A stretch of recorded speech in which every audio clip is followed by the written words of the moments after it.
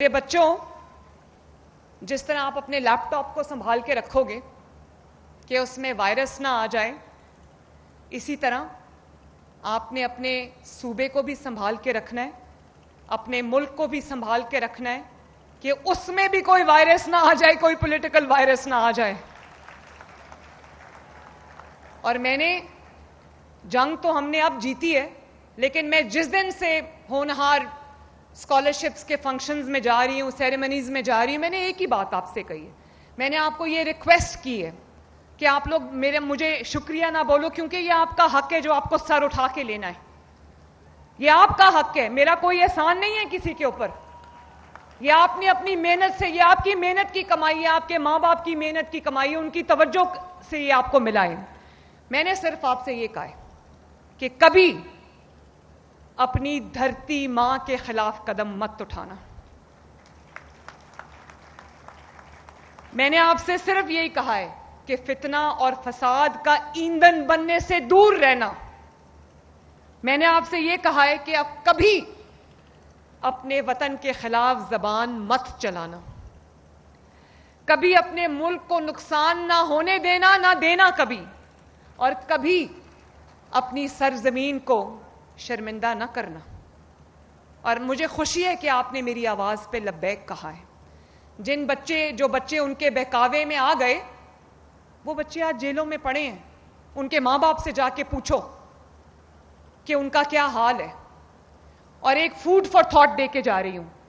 میرا تعلق پاکستان مسلم لیگ نون سے، آپ کا تعلق جس بھی جماعت سے ہو، لیکن ایک اپنی جو پولیٹیکل ایسوسی ایشن ہے اس کو سائیڈ پہ رکھ کے میری بات دھیان سے سننا۔ جو 9 مئی کو ایک جماعت نے کیا اور کچھ لوگ ان کے بہکاوے میں آ گئے، یقین مانو وہی سب کچھ دہشت گرد بھی کرتے ہیں، وہی سب کچھ اس دفعہ ہمارے دشمن ملک انڈیا نے بھی ہمارے پہ کرنے کی کوشش کی ہے۔ ان کا نشانہ بھی ہماری جو آرمڈ فورسز ہیں اس کی تنصیبات تھی، اس سیاسی جماعت کا نشانہ بھی ہماری آرمڈ فورسز کی تنصیبات تھی۔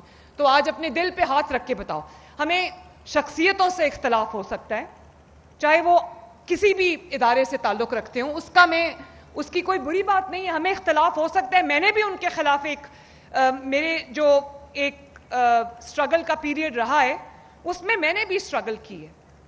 تو جو شخصیت ہے اس سے اختلاف ہو سکتا ہے، لیکن آپ یہ دیکھو کہ جن شہداء کی یادگاریں جلائی گئیں، جو تنصیبات کو، جو آرمڈ فورسز کی عسکری تنصیبات ہیں ان کو آگ لگائی گئی، ان کو نذر آتش کیا گیا، ان کو پاؤں کے تلے روندا گیا، آج انہی جہازوں نے، اسی ایئر فورس نے، اسی فضائیہ نے دشمن کے 5 جہاز مار گرائے اور دنیا میں اپنا نام روشن کیا۔ جن وردیوں کو ڈنڈے پہ ٹانگا کیا، آج انہی وردیوں نے اپنی جان کے نذرانے دے کے ہم سب کی حفاظت کی۔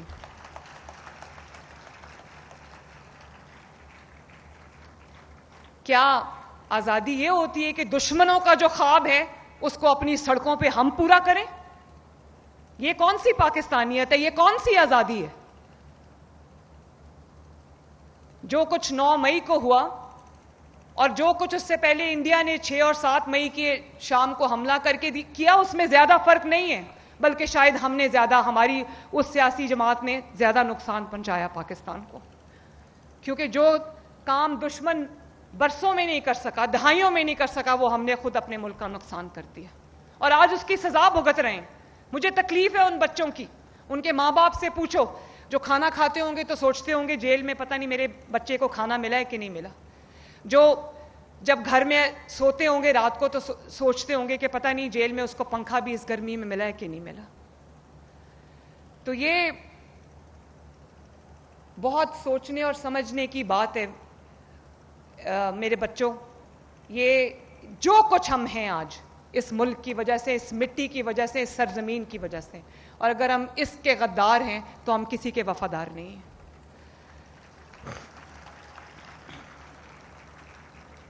اور ایک اور بھی میری آپ سے ریکویسٹ ہے کہ ایز اے سویلائزڈ نیشن ہم نے اپنے جو ہمارے پاس فریڈم آف ایکسپریشن کا ہمارے پاس اختیار ہے اس کو ہم نے بہت ذمہ داری کے ساتھ استعمال کرنا ہے. یہ جو ہمارے ملک میں فیک نیوز کی فیکٹریاں چلائی جاتی ہیں, جو کردار کشی کی جاتی ہے, جو کیریکٹر اسیسینیشن کی جاتی ہے کہ جس کا کوئی چیز آپ کو نہیں ملتی اس کے اوپر ایسا الزام لگا دو کہ اس بیچارے کی پگڑی داغدار ہو جائے, اس کو چور کہہ دو, اس کو ڈاکو کہہ دو, اس کو گندے الزامات لگا دو. تو ان باتوں میں آپ نے کبھی نہیں آنا. آپ کے ماں باپ نے آپ کی جو تربیت کی ہے, آپ کے ماں باپ نے آپ کے لیے جو کوشش کی ہے, اس کو اس طرح سے آپ لوگوں نے ضائع نہیں ہونے دینا. پہلے تصدیق کرو پھر آگے بات کرو. اس کا بہت بڑا اللہ تعالیٰ کے پاس اس کی پوچھ ہے اگر ہم نے جھوٹ بولا اور فیک نیوز جو ہے وہ پھیلائی. اور ہم قلم اٹھائیں گے, پتھر نہیں اٹھائیں گے. ہم لیپ ٹاپس اٹھائیں گے, ہم بندوقیں نہیں اٹھائیں گے. ہم پاکستان کے ہوں گے, کسی فتنے اور کسی سازش کے نہیں ہوں گے.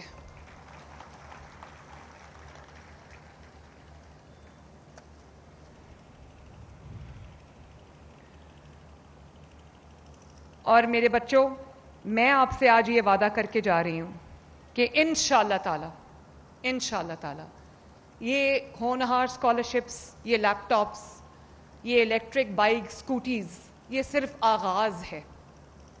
اگلے 4 سال میں اگر اللہ تعالیٰ نے موقع دیا, آپ نے موقع دیا, تو آپ کے ساتھ مل کے انشاءاللہ تعالی نہ صرف یہ کہ آپ کے مستقبل کو روشن کریں گے, آپ کے ہر خواب جو آپ نے دیکھے, جو آپ کے ماں باپ نے آپ کے لیے دیکھے, وہ ہم پورا کریں گے انشاءاللہ تعالی.